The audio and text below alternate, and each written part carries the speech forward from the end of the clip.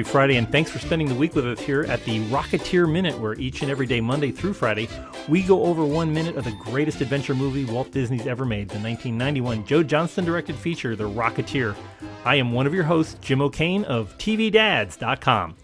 And I'm Hal Bryan, an airplane nerd from the Experimental Aircraft Association here in Oshkosh, Wisconsin. And Jim, do you hear something?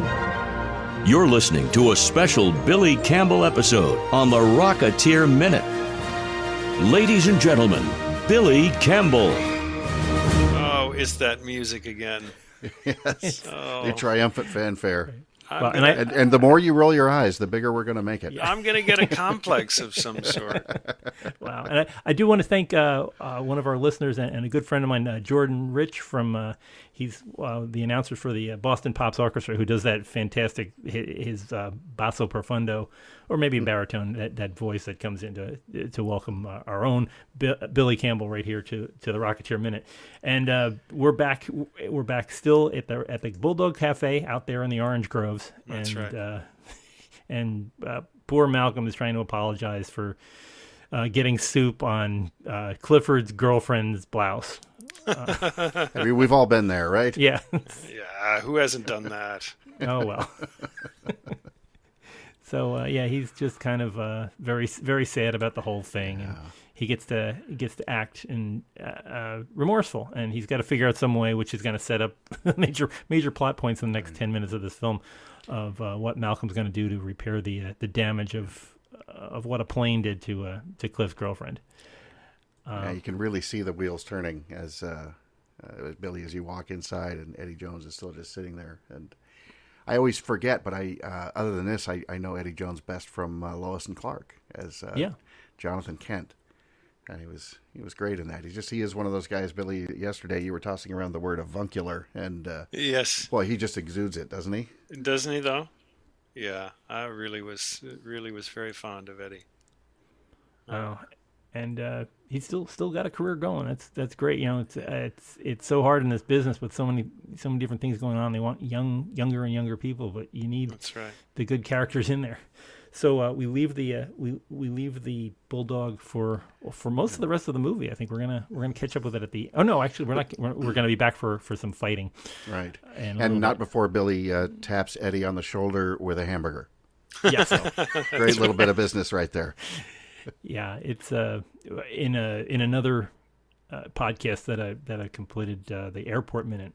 The particular director there always knew that actors needed some business, something they needed to be sewing something or working a phone, and it looks like Joe picked a hamburger on this. Do props help? Do they really help you to sell a scene? Well, I mean, everything helps. Everything helps. It's like when you're playing pickup basketball and you're wearing a Michael Jordan jersey or something. It just you got a little extra punch in your panties, and it's the same with props and costumes. And the set, everything helps. Oh yeah, This place must have made it really easy. It's just there's so much going on there that just screams 1938. It really was magical. It's hard to describe how magical it was because it was of course took place in the 1930s, but in many ways it felt like an old-fashioned film being made. Well, we're going to be talking in the near future with one of your co-stars. I won't say who, but they were telling us about how one of the prototype things that they were going to come out with a bunch of merchandising in connection with the Rocketeer. And this co-star was telling us about how one of the things was they were going to come out with a Bulldog Cafe cookie jar. And I think I've seen a Bulldog Cafe cookie jar. I don't know if it was just a one-off. Yeah, there was talk of making a bunch of them, and then I guess they didn't get them out to the Disney stores. But that would I would eagerly want a Bulldog Cafe. Who wouldn't have one? Yeah. Of those? Yeah. Wow. So anyway, we leave the Bulldog and we go back to 1635 Palm Terrace, home of P. Peabody and C. Secord, which we never find out what the P stands for. I'm assuming it's PV Peabody. PV Peabody, yeah. And Peavy's there working on something. I had always, for some reason, I always thought that this was a great old Art Deco radio, but it's not, is it? Is it a bread box? I was wondering if it was like a bread box you'd open up. Or... I don't know what it was. I can't recall, but it was something sort of every day. It was something like a bread box or a radio. Yeah. It was It's something that would be knocking around the house there. But I really don't remember what it was. Scoring it with a compass nail, which I would not think that. I think you'd probably use like just a regular nail and start working it with a razor saw or something. But that's what he had available. And Alan gets to wear his bee costume here. He just finally got out of the mechanic's suit, and That's right. You're in your bee costume still from the date night, and your jodhpurs. Yeah. So and somewhere between the restaurant and home, you lost the bib. Yeah. So and the burger. Yes, that's well, right. Ate the burger. I hope you stayed around and finished the burger. I probably actually did eat the burger. Waste not, want not. But great, beautiful arts and crafts house there. Any idea is Lovely house. Yeah. Any idea where it where was? that was or? Yeah, that was up off of Camrose Drive, which is just tucked in there behind the Hollywood okay. Bowl.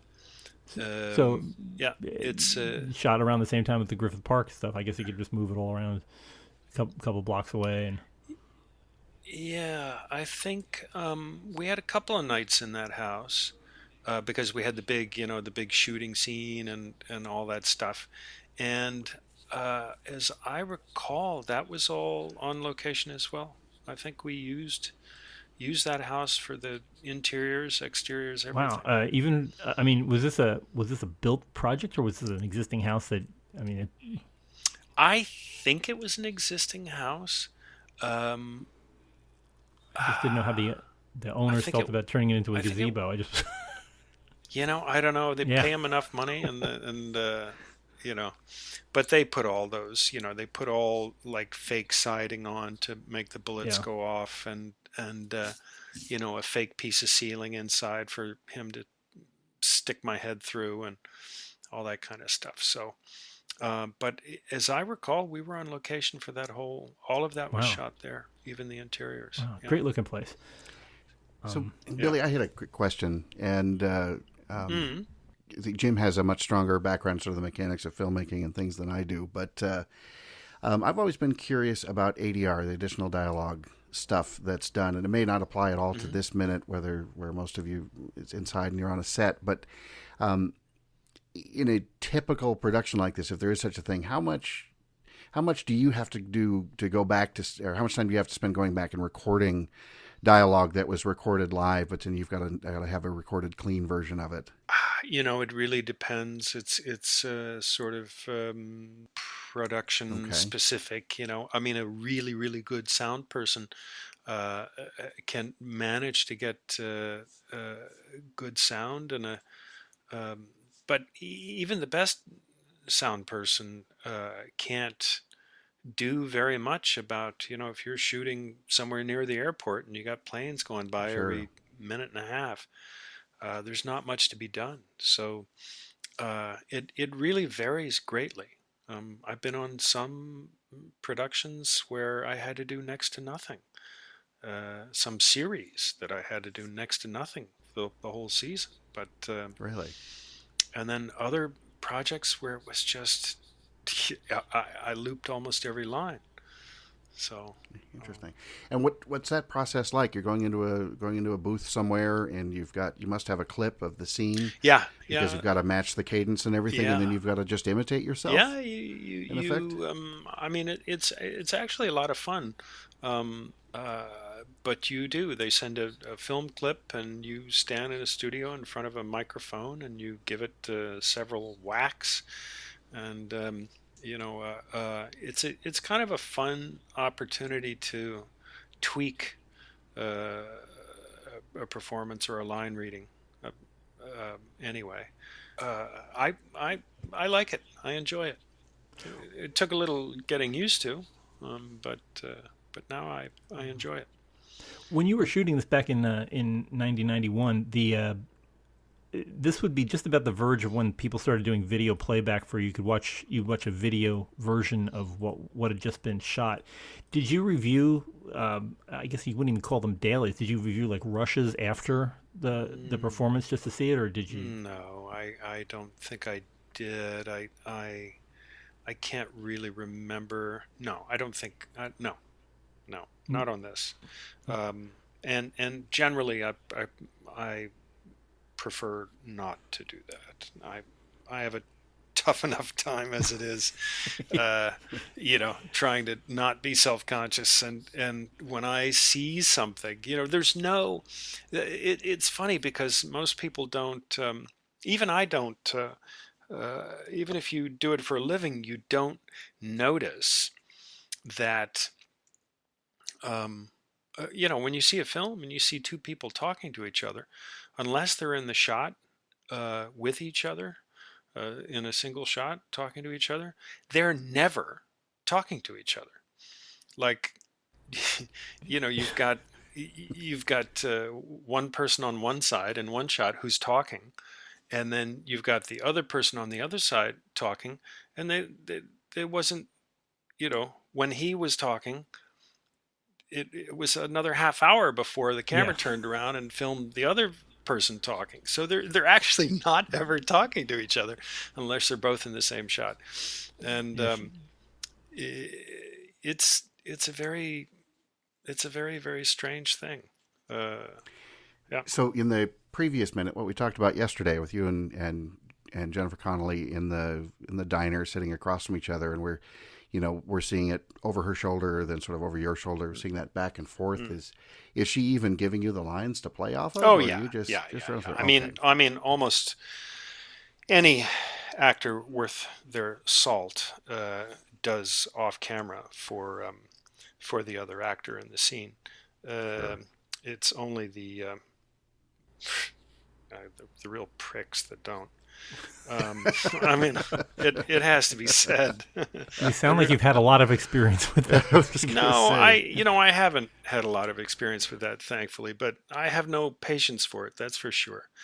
I mean, it's not a really a backbreaking job, and there's, dozens of people that came to work earlier that stay later, work harder, get paid a fraction of what you make, and all trying to make you look good. And so, if you want to go be in your trailer and be a jerk, I have absolutely no patience for it. But it happens, and it's unfortunate. If Jim and I were lesser men, we'd ask you to name names, but we're above that. I'm not above naming names, but I wouldn't do it on a podcast. No, please. I mean we don't have the lawyers for it. Please don't.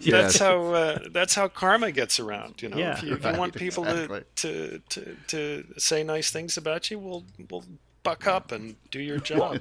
I guess after a while, that you start picking jobs that the crew, the people that are involved. You say, I like working with them, and it's not so much that, because you don't really. I mean, as an actor, you don't really have any power to pick a crew unless you're also, I guess, one of the producers or something. But I mean, you can kind of get a feeling for a project in some sense of it, and you certainly can get a feeling for the other actors in the project. There are a few people who, if my agent called and said, "Hey, you've been offered this movie with so and so," and I would have to say, there's not enough time or money in the world to to make me do it, and I mean, and they would be some pretty big people, and it would probably be beneficial career-wise for me to do it. But I just honestly don't have the energy or the time or the inclination to put up with. You go with the welding torch at that point. Yeah, stick a welding torch in my ear. There are the rare times when a person can't be there for you on camera. or off camera. Maybe there's a super complicated wardrobe change they need to make, and or something, and then everybody will very politely ask, would it be okay if this person's stand-in did off camera because of such and such situation? And by all means, if I can, if it's not absolutely crucial for me to have that person off camera, then by all means. In fact, in the Bulldog Cafe, young America Martin had to, she could only be at work for a certain amount of hours because she was so young. And they came to me and said, she's going to time out before we get to turn the camera around, and we want to know if it's crucial for you. There's a little scene where I get down on my knees and I comfort her, and they said, we can reschedule that, we can whatever. And I said, no, I perfectly understand. And they ended up putting a napkin dispenser on a stool, and I drew a smiley face on it with some freckles because she had freckles. And I did that, those one or two lines comforting her to a napkin dispenser. And but that kind of thing happens. But a bona fide actor will break their back to be off camera for you. And those who won't,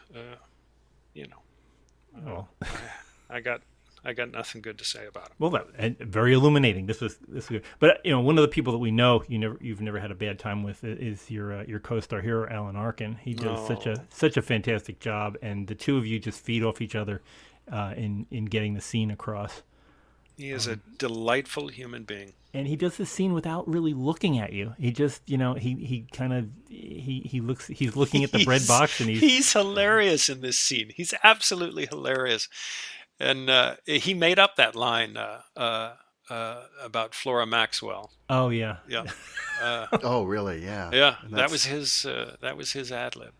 Oh, it was perfect. I think that's maybe the next minute. Does that make minute? Flora Maxwell. Wasn't no point in dating anybody after her. Oh, that's really good. Wow. It reminded me of in the movie Citizen Kane, Mr. Bernstein talks about how a fellow will remember the strangest things. He said he was on a ferry boat heading for New York, and then he saw a girl getting on a ferry going the other way. She had on a white dress, and he said, it's been 40 years since I saw her, but hardly a week goes by when I don't think of her. And it's just like that little, you never saw Flora Maxwell, but you know everything about what the relationship was between Peavy and Flora. Yeah. Right. And I want to see that. I want to see that movie. I want to see what happened with Peavy the early years. Yeah, me too.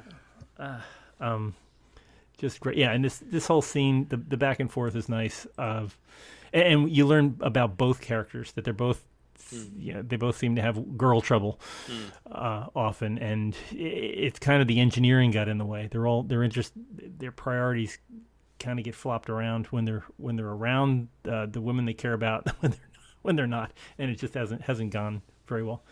And this is the last day of that house. I can't think it's not going to survive Saturday night, but it's nice seeing the interior. It lives on as a gazebo. Yeah, that's right. That's true. There's probably a band playing in it or something. Right.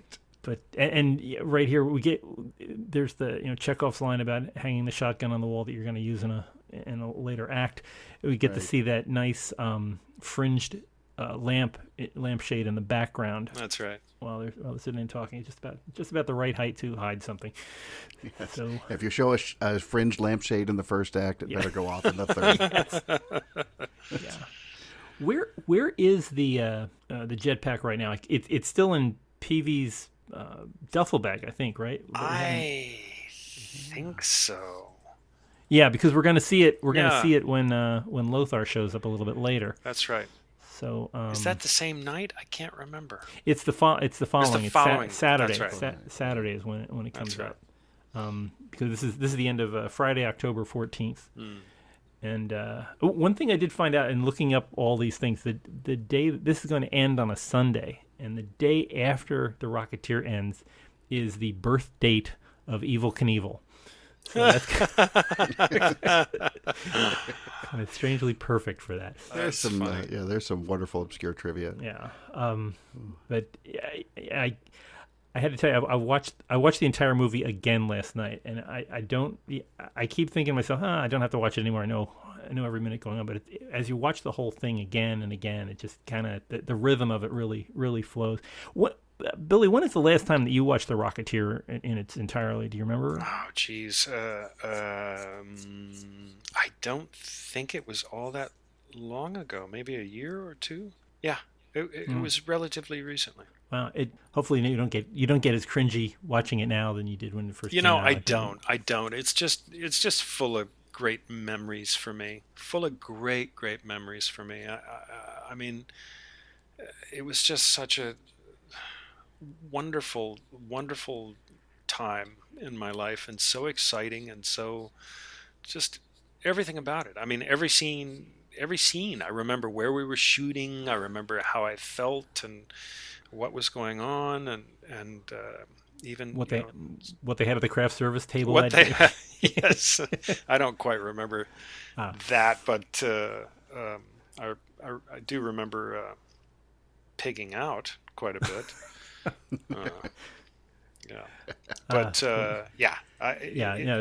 It just was. It was a good part of your life, and this is one of those things that when you're remembered for things, I think you're going to be remembered for The Rocketeer more than anything. I mean, you've done a lot of things. You'll probably be remembered by a lot of people as Rick, or as Jennifer Lopez's abusive partner in Enough. But I think or Ted Bundy. Yeah, come on. Let's.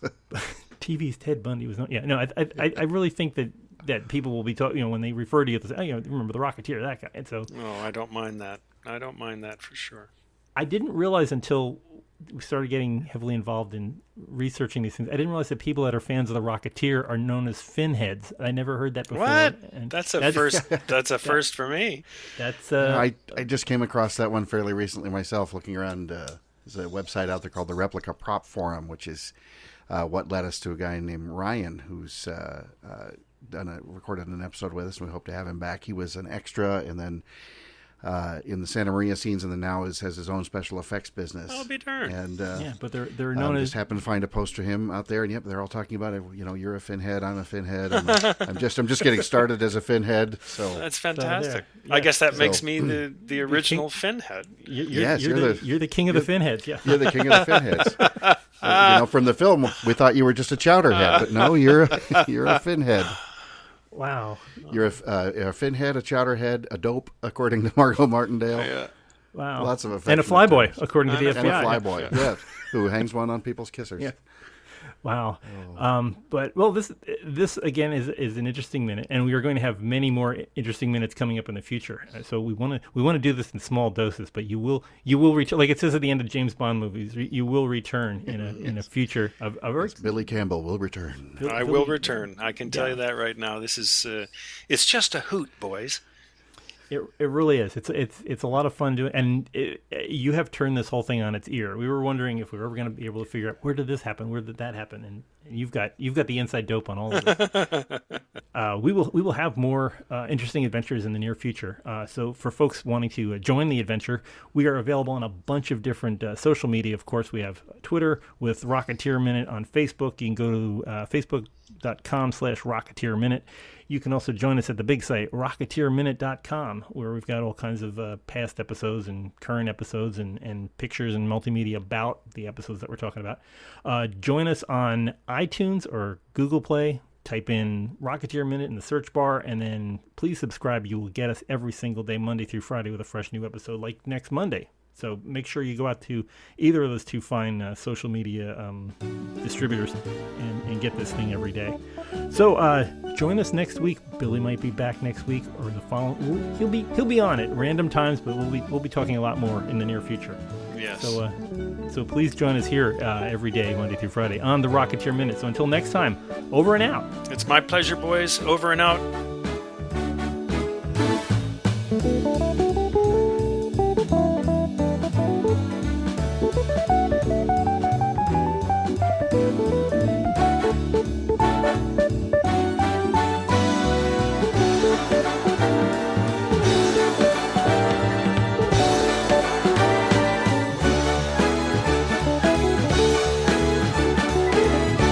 go get him, kid.